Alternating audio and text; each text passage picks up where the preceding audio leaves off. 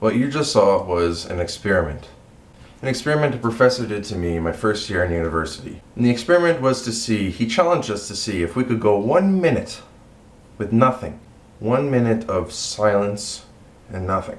Now you can leave a comment or just think to yourself, what did you do in that minute? Did you skip ahead to see if anything was coming?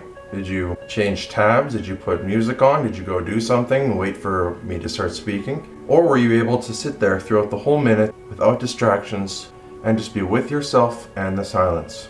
As you've realized, it's very hard to sit still and in silence, and that's maybe a big reason why a lot of us can't fall asleep at night. That is because the silence makes us uncomfortable. When it's just you and your mind and your body, it's uncomfortable and it's really hard to do. Within a matter of seconds, you have thoughts racing through your head, and what could you be doing that's more productive? Or you'd rather be doing this, you'd rather be eating, you'd rather be playing video games, you'd rather be watching a TV show, you'd rather, oh, maybe I should get to this. And no one is ever really with themselves, not just by themselves, but with themselves. Now this kind of taps into meditation and understanding the difference between your body and your mind and your soul and all that deep stuff.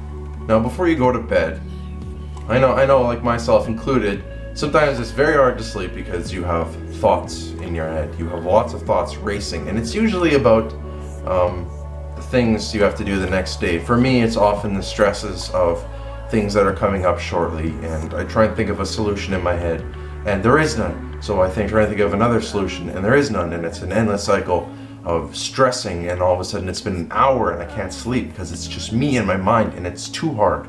The act of falling asleep is a lot of just, listen to the words themselves. Fall asleep. Let yourself fall asleep. Just let your body go, let your mind go, and just be with yourself. If you can't be alone without immediately being uncomfortable and have to fill that empty, uncomfortable void with something else, that is a sign of spiritual unhealthiness.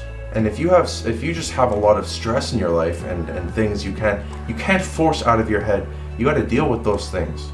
If that's what's going to help you de-stress and be able to be in silence comfortably, maybe that's something you should look at doing. Now I tried this the other day. I actually bought, this last month, I bought one of those little Zen calendars, like you rip off a page, it has a little quote, and the next day you rip it off, there's another little quote. And it has some really cool stuff in there, stuff about meditation and stuff, and I've really been trying to take that seriously. That's one of my resolutions this year, is to get more in tune with my body. And I tried meditating for the first time, and I'm not just talking just about being quiet and thinking about your future. I mean actually getting in a comfortable position on the floor, just sitting, not thinking, right? Just being completely engaged in the silence and being in tune with your body. And I know it sounds crazy and it sounds like a bunch of hippie nonsense, but let me tell you, when I got up, I felt so good. I felt so energized. Like I had coffee being brewed and I didn't have any because I was so charged and energized just by being with myself and just, I don't know what it was. It was just relaxing and not stressing for while I'm awake. It's different when you're asleep and you're not stressing. When you're awake and you can just take that time to be with yourself, let your mind have a break while you're awake, right? You don't need to have that break only when you're sleeping. You can do that when you're awake.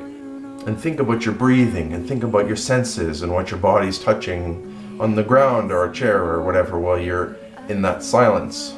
And you very quickly become in tune with everything that's happening in your body. You think about your breathing, the way your body expands and retracts, and you're thinking about the floor that you're sitting on, and you're thinking about maybe an itch or something, and it's only you and your body, and your mind is relaxed and you feel at peace. That's what I'm talking about. So in order to be able to let yourself be okay with silence and be okay when it's just you and your body, you have to kind of deal with the things that prevent you from doing that. Maybe it's joint pain. Maybe you have pain and you can't even sit still. All you can do is feel that pain. Maybe that's a sign that you need to address that pain and you need to take care of it. Not just with meds, maybe physically you need to take care of it. Maybe it's a sign from your body that what you're doing isn't enough. Maybe you did something wrong. Maybe you cheated on your boyfriend or your girlfriend and It's an inner demon that you feel like you need to deal with before you can be at peace. You should do that.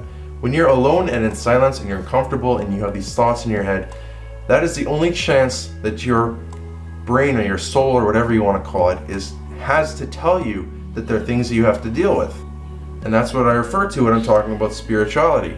When you stub your toe, when your toe hurts, and you know that the nerves are going up to the brain and saying, ouch, that hurt, please take care of me. And you're like, yeah, I understand, this is important, I just hurt myself, I'm going to take care of that. I'm taking care of my physical health. When you're alone and you're in silence and your head hurts and you're like, oh, I shouldn't have done that, oh, I should do this. That's your mind telling you, you have to take care of yourself. There's stuff that you have to deal with.